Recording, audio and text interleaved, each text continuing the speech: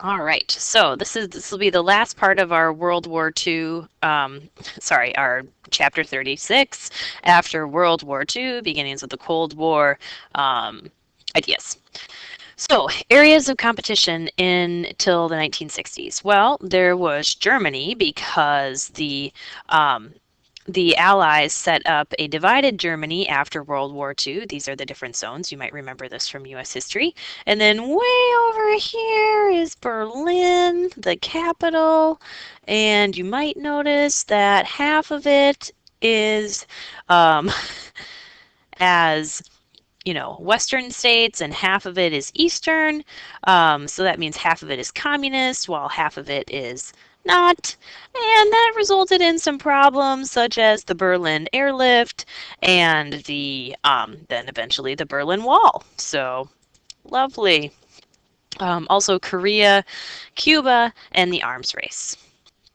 Korea. So, Korea was divided at the 38th parallel after World War II, which is right here.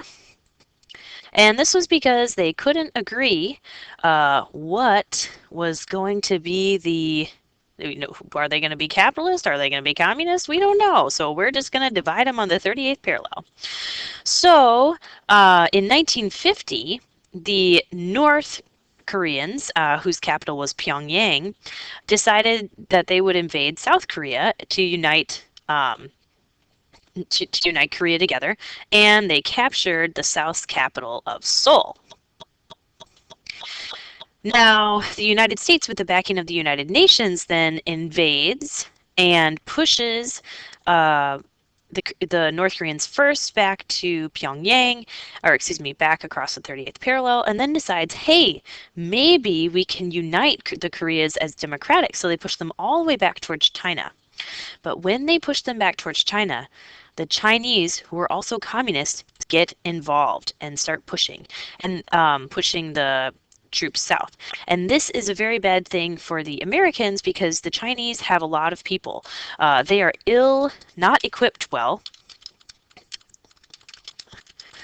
For example, they would send a couple of guys in with only one gun and the rest in with sticks, so they had very high casualty rates, but they had lots of people. The end result is that the Chinese push the Americans and UN troops back to the 38th parallel, and that there is no peace treaty signed.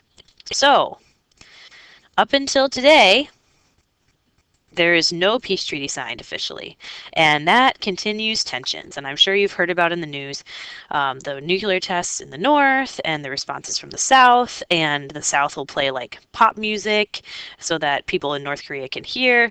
And sometimes North Koreans come over the border and they're super duper undernourished, and it's just a huge calamity. This, however, internationally started the United States ideas or positions of containing communism, and the idea of the domino theory, which is that when one country falls to communism, then all of the other countries behind it will also fall to communism. So I can't let that happen.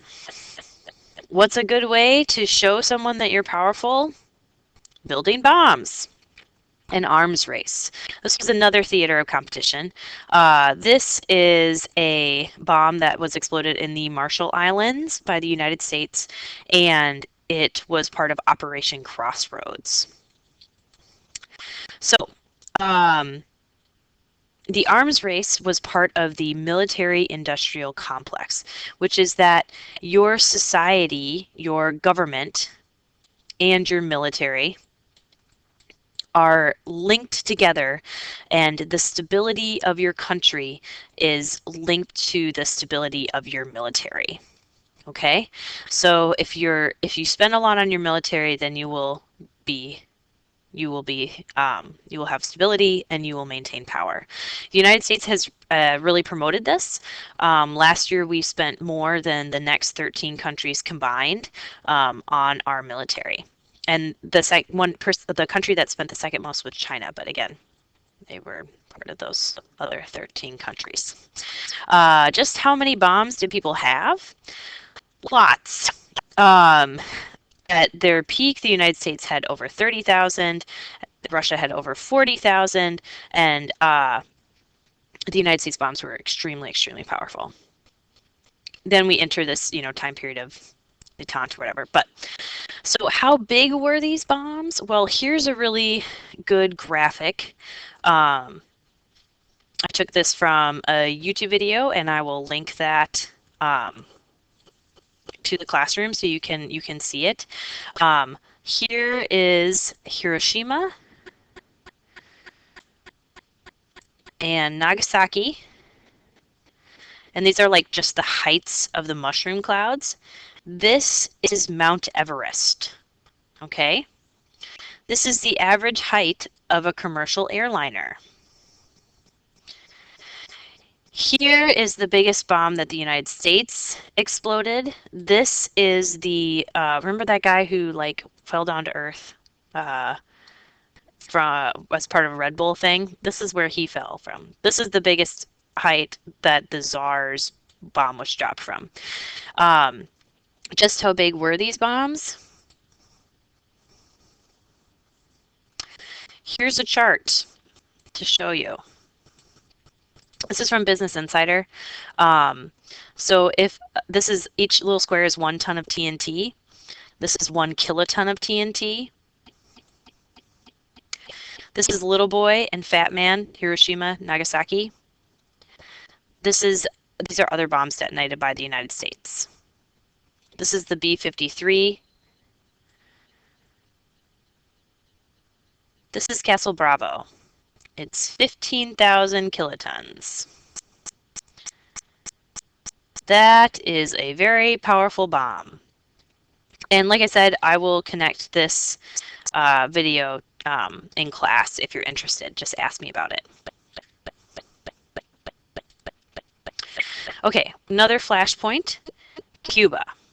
So, Fidel Castro, who just died, you may remember, he led a revolution, well, first of all, here's Cuba.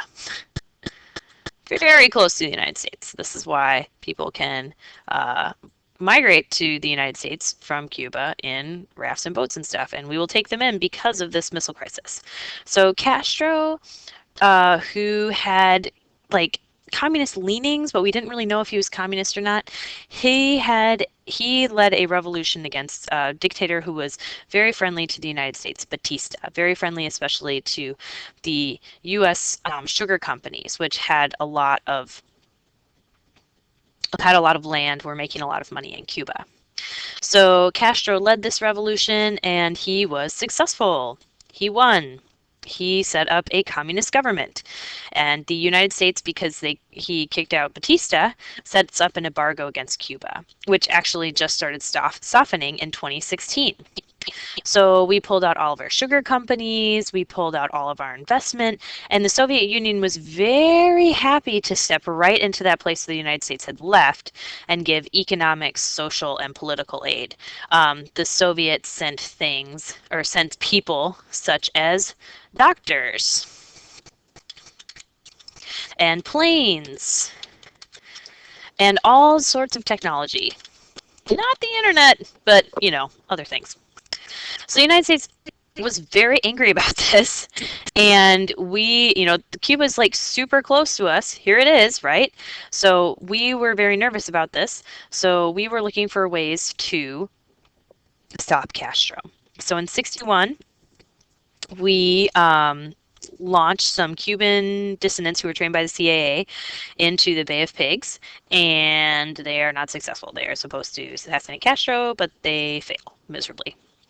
And then Kennedy experiences the Cuban Missile Crisis, which is where, this is from a map that the president would have had when he was looking at the Cuban Missile Crisis. This is probably the closest we came to using all those bombs back here. Oh yeah, MAD, mutually assured destruction. This leads to a lot of fear, but also makes it so that these states are not going to go to war against each other because of mutually assured destruction. So, back to the map.